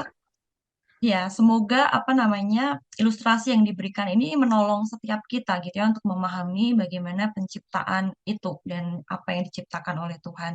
Di sini masih ada yang menanggapi berkaitan dengan ini tadi ya. Saya masih bingung kenapa mempertanyakan Allah langsung membuktikan bahwa Allah itu ada atau eksis. Begitu, ini salah satu pertanyaan juga yang ada di kolom chat. Iya, karena kalau Allah itu kita berkata begini, ini Allah. Nah, yang dipegang ini Allah itu bukan Allah. Maksudnya begitu. Justru pertanyaan mana Allah? Nah, berarti Allah itu ada. Karena kalau kalau Allah itu bisa dipegang, ini loh Allah yang aku sembah. Karena aku berdoa pada dia, dia jadi Allah. Yang dilihat itu, yang dipegang itu sudah pasti bukan Allah. Itu maksudnya. Justru dengan pertanyaan itu membuktikan bahwa Allah itu ada. Begitu, Bu Juarni. Oke, terima kasih. Di sini juga ini tadi masih berkaitan. Maaf, saya tutup kameranya karena koneksi saya agak kurang stabil begitu. Ini masih berkaitan dengan tadi matahari dan lain sebagainya ya dari Bapak Himawan Hadi Raharja. Bila matahari itu baru diciptakan hari keempat, padahal ada pernyataan jadilah petang, jadilah pagi. Apakah berarti ada benda penerang lain sebelum matahari itu diciptakan? Ya, ini salah satu bukti bahwa kita manusia itu selalu terkungkung dengan namanya materi. Kalau kita tidak bisa melihat, itu berarti seperti tidak ada. Padahal kalau kita melihat ya di kitab Wahyu itu dikatakan matahari tidak ada, bulan tidak ada, bintang tidak ada, tapi kota itu bersinar. Dari mana yang bersinar? Itu sinarnya itu adalah kemuliaan dari Allah. Maksud saya itu begini, karena cara berpikir kita, cara kita melihat matahari itu sebagai sumber terang nih, maka seolah-olah tidak ada sumber terang lagi yang lain kecuali cuma matahari. Nah, akhirnya kita jadi terkungkung gitu ya dengan sebuah pemahaman yang kita lihat di masa sekarang ini. Padahal di masa itu, jadi ini kan sebelum sebelum matahari dibuat begitu ya, itu ada sumber cahaya yang lain. Apa itu? Itu yang tidak dijelaskan oleh Alkitab, tetapi itu ada. Kenapa ada? Karena Alkitab ngomongnya begitu. Ngomongnya begitu Alkitab. Kan kita kan percaya pada Alkitab kan. Bicaranya begitu. Jadilah petang, jadilah pagi. Kalau kita menilai Alkitab dengan cara pandang kita zaman sekarang ini, pasti kita akan ubah nih. Nggak begitu. Harusnya benda penerang itu di hari pertama. Baru cocok nih dengan pikiran kita di masa sekarang ini. Tetapi karena Alkitab mengatakan begitu, berarti kita tahu nih, matahari, bulan, dan bintang itu bukan satu-satunya benda penerang di langit. Ada masa itu. Itu benar kita ketahui. Jadi, kita tidak bisa menilai kisah penciptaan itu dengan masa sekarang ini yang kita lihat. Karena kita tidak ada di masa itu. Yang jelas, itu suatu hal yang luar biasa karena ada cahaya, tapi itu bukan matahari. Dan cahaya itu dipisahkan tuh dengan gelap. Jadi gelap dan terang dipisahkan. Gimana cara memisahkan? Nggak tahu. Tapi Alkitab ngomongnya begitu. Dipisahkan. Dipisahkan. Artinya itu gelap pun itu juga materi. Gitu ya. Nah, kenapa bisa begitu? Karena Alkitab mengatakannya. Walaupun tadi saya sudah sampaikan beberapa contohnya. Begitu ya. Mengenai sebuah materi itu. Begitu, Bu Juarni? Oke, terima kasih Pak Yotan untuk penjelasannya. Saya rasa cukup dimengerti gitu ya dengan penjelasan ini. Lalu masih ada di sini pertanyaan ini berkaitan dengan ateis tadi ya dari Saudari Elena. Saya ingin meluruskan, menurut saya orang ateis itu tidak percaya sama sekali adanya Allah. Mereka bukan orang yang sama dengan orang yang percaya patung itu Allah. Bagaimana menurut Bapak? Oh ya, betul, betul. Saya tidak mengatakan orang yang percaya pada patung itu adalah ateis, enggak. Itu saya memberi contoh, begitu ya. Saya memberi contoh, kalau misalnya orang ateis itu kan inginnya begini, orang ateis itu inginnya begini, buktikan Allah itu ada, lalu kita kasih tuh, ini loh Allah nih, gitu. Nah, itu yang diinginkan oleh ateis. Hmm. Kalau ada orang membawa Allah, gitu, ini Allah nih. Nah, itu bukan Allah, itu patung. Begitu. Nah, itu patung itu yang disembah oleh orang-orang agama lain. Maksud saya begitu, maksud saya. Saya tidak mengatakan bahwa orang yang berdoa kepada patung itu adalah ateis, bukan. Itu dua hal yang berbeda. Begitu, Elena. Terima kasih Baik, kita untuk lanjutkan. pertanyaannya. Ya, pertanyaannya lagi ya. Ada satu lagi pertanyaan di sini. Pertanyaan ini mungkin di luar topik penciptaan awal, tapi mau nanya soal manusia pertama. Apakah saat ada Taman Eden di bumi sudah ada manusia? Saya sempat riset sedikit soal ini dan saya dapati di kejadian di mana Allah ingin memisahkan anak-anak Allah dan manusia yang disebut Nephilim. Apakah betul riset yang saya dapat ini? Silakan Pak Yotam. Iya, pertanyaan dari siapa itu ya? Yeremi Nathanael Kifli. Oh, itu mungkin nanti bisa cari, saya tidak bisa menjawab karena itu terlalu panjang topiknya, bisa mencari di YouTube, Inspirasi Gia Kega, nama saya Yotam Sugiono, dengan judul Raksasa di Bumi.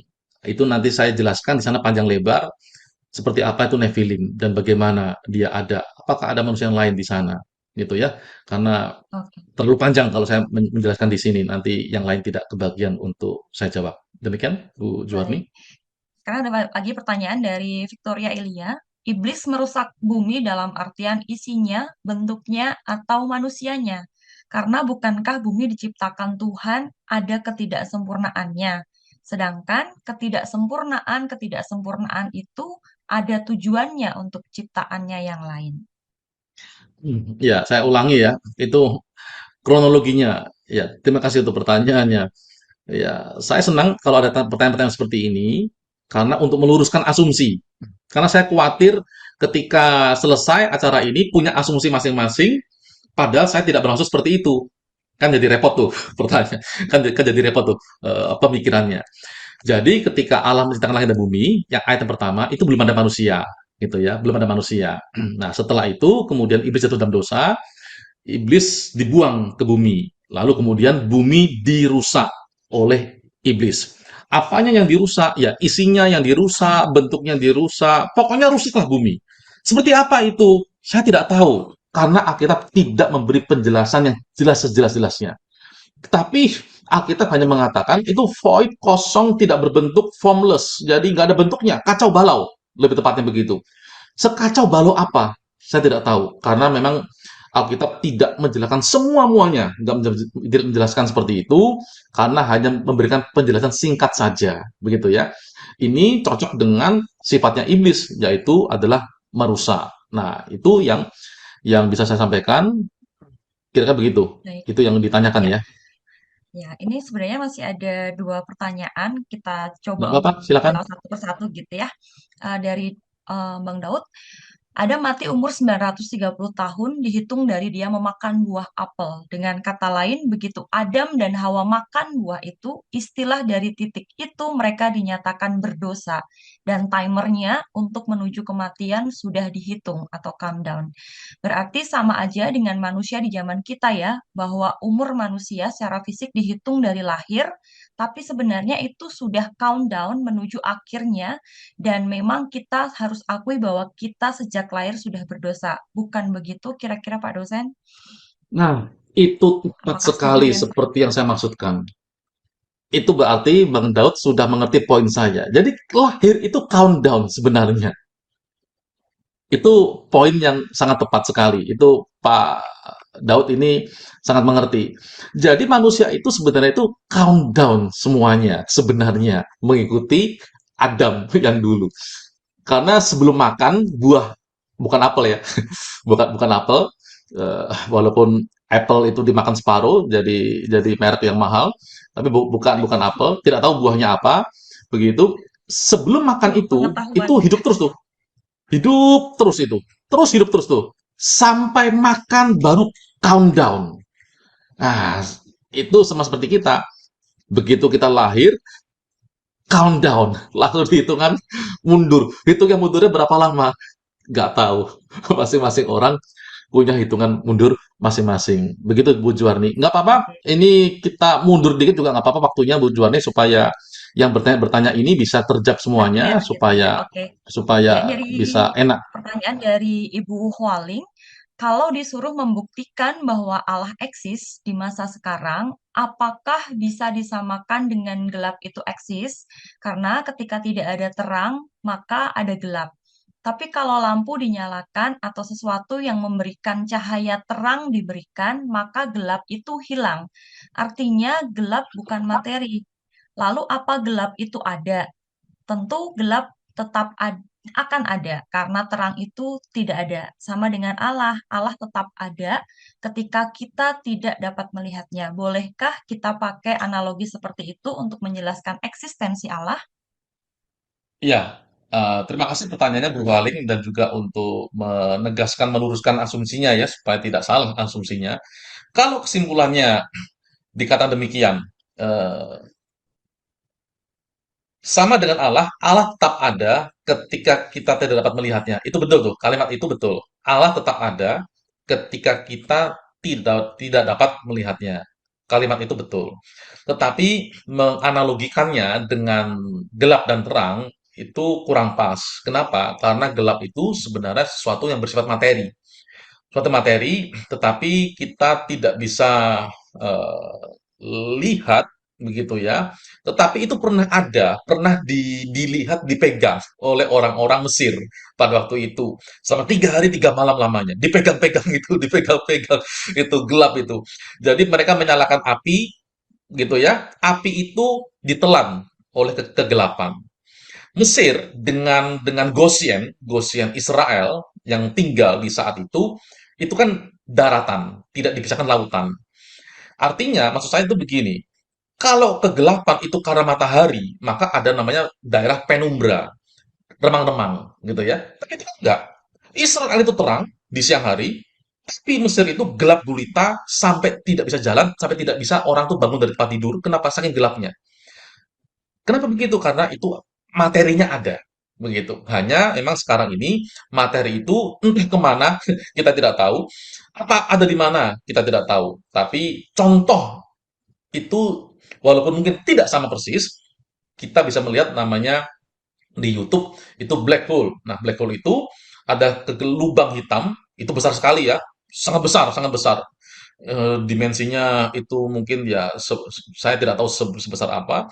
Pokoknya kalau bintang-bintang lewat minggir-minggir itu kesedot gelapnya itu menelan bintang itu. Jadi terang itu bisa ditelan oleh black hole ini, kegelapan ini. Nah, ini mungkin agak kurang cocok walaupun saya tahu maksudnya. Gelap itu ada tuh, terang juga ada. Gelap nggak bisa dilihat, gitu ya. Seolah-olah seperti Allah itu nggak bisa dilihat, tapi dia tetap ada. Tapi agak kurang kurang kurang pas karena sebenarnya itu ada dan juga bisa dilihat gitu ya. Zaman dulu begitu. Kira-kira begitu Bu Haling. Terima kasih Bu Haling Oh, iya. untuk pertanyaannya. Terima kasih Pak Yotam. Kita lanjutkan ya di pertanyaannya dari Koeli dan Ciresya di sini. Ditanyakan sedikit berbeda dengan topik hari ini yang menghadapi ateis, bagaimana meyakinkan agnostik yang tidak menolak keberadaan Tuhan, namun menganggap tidak bisa diketahui atau dibuktikan. Iya, sebenarnya sama ya. Sama ketika meminta sebuah bukti, itu jawabannya sama. Agnostik maupun ateis maupun kita orang Kristen yang ingin melihat Allah begitu sebenarnya sama. Sesuatu hal yang tidak bisa kita pegang, yang tidak bisa kita raba, yang kita tidak bisa bawa, itulah sebenarnya Allah.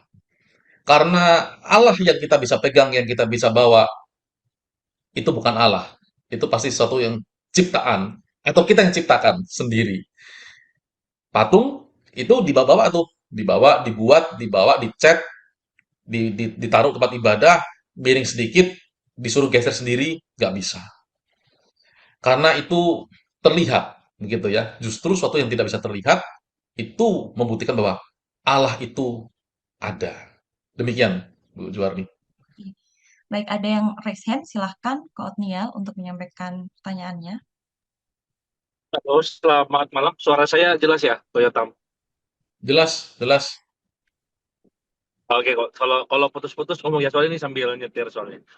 Pertama, thank you ya, hari ini sudah dapatkan banyak ilmu daging lah.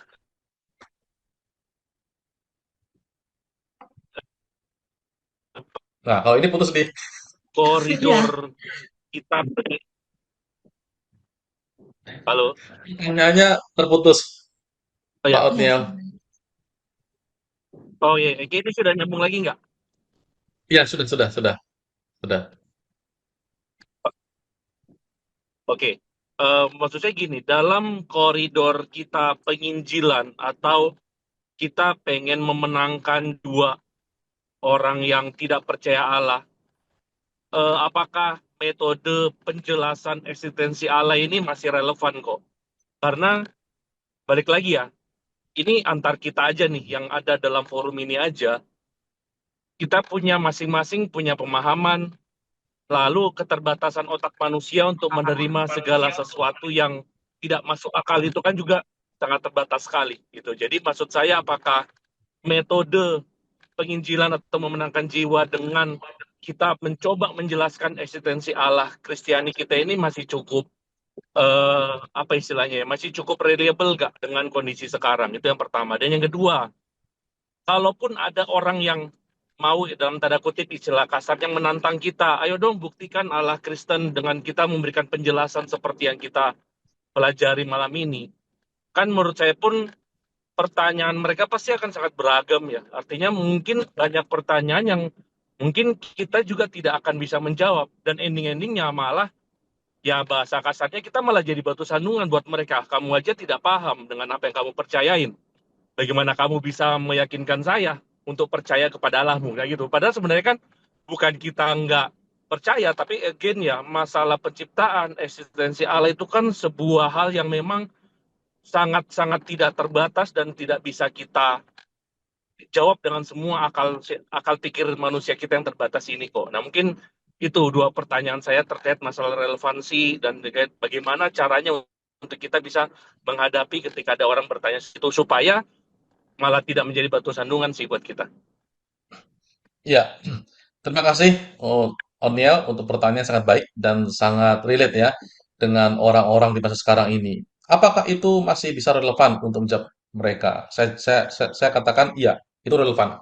Karena begini ya, ATS itu kan meragukan keberadaan karena mereka ingin bukti, begitu ya. Kalau kita bisa membawa kepada pemikiran mereka yang masuk akal, harusnya mereka ini bisa memahami hal itu. Karena mereka ini kan ingin bukti, begitu ya. Mereka berada di ranah logika. Kalau kita menjawabnya dengan logika juga, kalau mereka, makanya sekali lagi ya, kalau mereka ini memang memang ingin gitu ya, ingin mencari ya, harusnya iya, mereka bisa paham. Mereka bisa paham. Nah, lalu bagaimana? Apakah kita ini akan menjadi batu sandungan kalau kita tidak bisa menjawab segala sesuatunya? Tidak. Karena seperti tadi yang saya sampaikan di Kejadian 1 ayat pertama, bahwa Allah itu menciptakan waktu, ruang, dan materi. Itu namanya dimensi fisik. Tapi Allah sendiri itu ada dalam dimensi rohani, dimensi roh. Yang mana kita manusia yang ada dalam dimensi fisik, dimensi ruang, waktu, dan materi ini tidak bisa masuk ke dalam dimensi rohani. Nah, itu sebenarnya yang dipertanyakan oleh orang-orang ateis. Mana saya nggak bisa melihat, mana saya bisa melihat. Tidak bisa melihatnya mereka bukan berarti tidak ada dimensi itu. Bukan berarti tidak ada.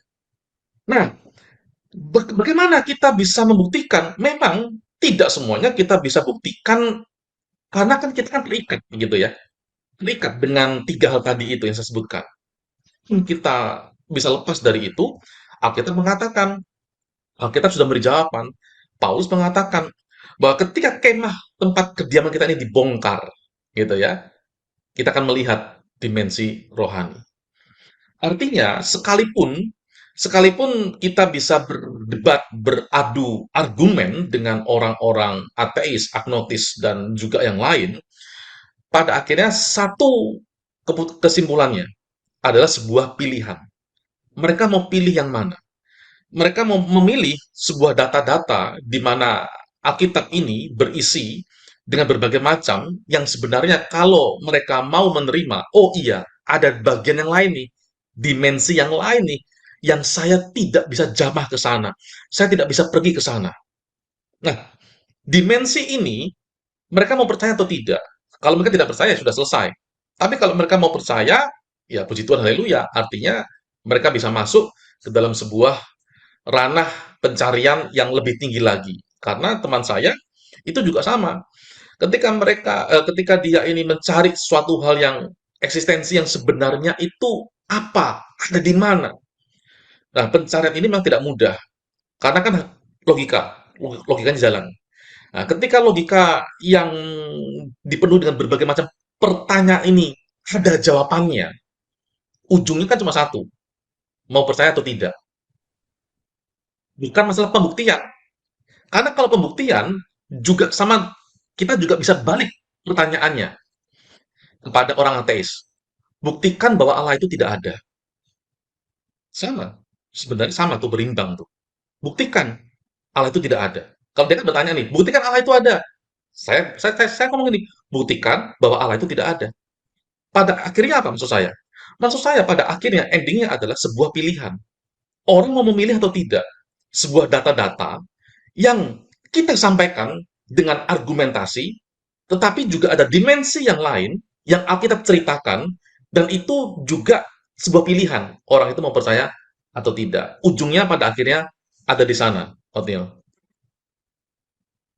Ya, artinya akan ada keterbatasan itu dan yang memang bagaimanapun akal manusia kita dan akal manusia si penerima ini kan juga pasti ada batasan. At the end, kita tetap butuh pertolongan Tuhan ya untuk memberikan hikmat dan juga untuk menjamah hati orang tersebut. Yo. Ya, betul sekali. Memang pada akhirnya kita serahkan pada Roh Kudus, karena Roh Kudus yang mempertobatkan seseorang, bukan kita. Oke, siap. Thank you ya. Thank you kok. Thank you penjelasannya. Ya, terima kasih. Terima Saya kasih kembalikan. untuk diskusinya malam hari ini. Sebenarnya ini masih ada satu diskusi yang Nggak cukup apa-apa, menarik gitu ya. silakan. Berkaitan dengan waktu tadi ya, 1 hari 24 jam dan lain sebagainya. Mungkin saya akan bacakan kronologisnya begitu ya dari Bapak Ferry masih di sini. Kalau dihitung 1 hari 24 jam, maka Tuhan akan dilihat berbohong. Kan dalam Kejadian 2 3 mungkin ya, pada waktu kamu memakannya pastilah engkau mati. Oh 2 ya. Kan Adam umurnya 930. Jadi nggak jadi 1 hari matinya. Lalu Eh, dilanjutkan lagi. Bagaimana ya? Saya agak kurang paham. Ini, Oh ya oke. Oh mungkin ini poinnya tuh intinya ketika Tuhan memberikan larangan untuk makan buah itu kan janjinya bahwa pada hari kamu memakannya kamu akan mati. Tetapi Adam itu matinya 930 tahun usianya begitu. Nah, di Kejadian 2 ayat 17, tetapi pohon pengetahuan tentang yang baik dan yang jahat itu janganlah kau makan buahnya, sebab pada hari engkau memakannya, pastilah engkau mati. Sedangkan Adam umurnya 930 tahun.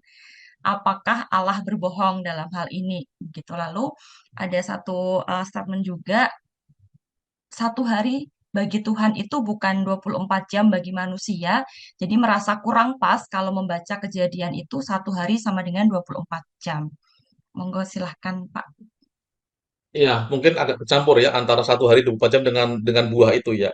Jadi memang ketika buah itu dimakan, memang kematian itu kan ada dua macam ya, kematian secara spiritual, secara rohani, dan kematian secara fisik. Kematian secara spiritual ini diikuti oleh kematian secara fisik. Jadi dua-duanya itu mati seketika, gitu ya. Secara spiritual mati, terpisah dengan Allah. Terpisah ini bukan berarti mati itu bukan berarti tidak menyadari keberadaan Allah, tidak bisa percaya kepada Allah. Karena setelah itu Allah mendatangi Adam dan Hawa, bercakap-cakap mereka. Mereka, engkau ada di mana? Sembunyi, ketakutan, apakah engkau memakan? Seperti itu. Mereka masih mendengar suara Allah, begitu. Tetapi spiritualnya itu mati. Karena itulah makanya dijanjikan mengenai keselamatan yang kelak dari keturunan itu ya, keturunan Hawa begitu. Nah,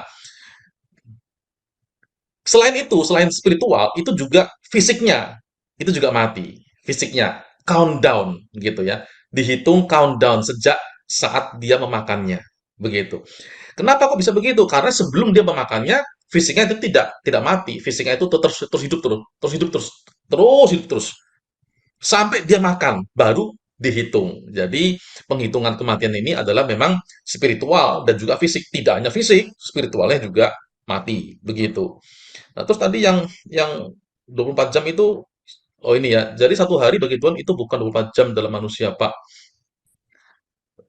Bagi saya nggak pas baca kejadian itu kalau satu hari 24 jam. Ya, nggak apa-apa, tidak masalah. Kalau bukan 24 jam, tidak masalah, tidak apa-apa. Karena saya sudah memberikan bukti-buktinya bahwa Allah itu memberikan di Keluaran 20 mengenai ingatlah dan khususkanlah hari Sabat itu mengacu kepada kejadian pasal pertama. Kalau tidak 24 jam, kalau itu bisa 1 tahun, gitu ya, maka keluaran itu juga harus 1 tahun karena mengacunya kepada kejadian, begitu ya. Terus Ya, ada lagi? Silakan kalau ada lagi, sudah sih Pak. Bu Juwarni. Sudah habis sepertinya sih ini. Sudah Ini kalau terjawab sudah habis saya kembalikan. semuanya begitu ya. Baik, terima kasih Bapak Ibu yang terkasih. Sebelum kita melanjutkan ke sesi foto, mungkin Pak Yotam mau memberikan closing statement. Kami persilakan. Iya, ada dua hal yang ingin saya sampaikan pada malam hari ini. Yang pertama adalah bahwa Alkitab itu berbicara apa adanya sebenarnya, tapi seringkali kita tidak memahami. Dan kita seringkali memahaminya dengan cara berpikir kita zaman sekarang ini, cara kita melihat di zaman sekarang ini. Padahal kalau kita melihat di masa itu, di waktu itu sangat berbeda alamnya, kondisinya, dan segala macamnya. Dan yang berikutnya kita harus tahu bahwa waktu, materi, dan ruang Allah yang ciptakan. Dan kita adalah salah satu materi yang Allah ciptakan yang ada di dalamnya, yang terikat dengan waktu, dengan ruang. Karena itu cara berpikir kita selalu terpenjara, begitu kalau saya boleh mengatakan, terkungkung, begitu ya, dengan tiga hal ini, ruang, materi, dan waktu. Nah, di sini kita belajar, ada dimensi yang lain, dimensinya Allah, yaitu dimensi rohani, dimensi roh. Disitulah tempatnya Allah itu menciptakan kita. Sehingga kita tidak bisa menarik Allah yang ada di dimensi roh. Kita tarik ke dalam dimensi fisik, lalu kita berkata, ini loh Allah. Nggak bisa. Karena kita ini ciptaan yang ada dalam dimensi fisik.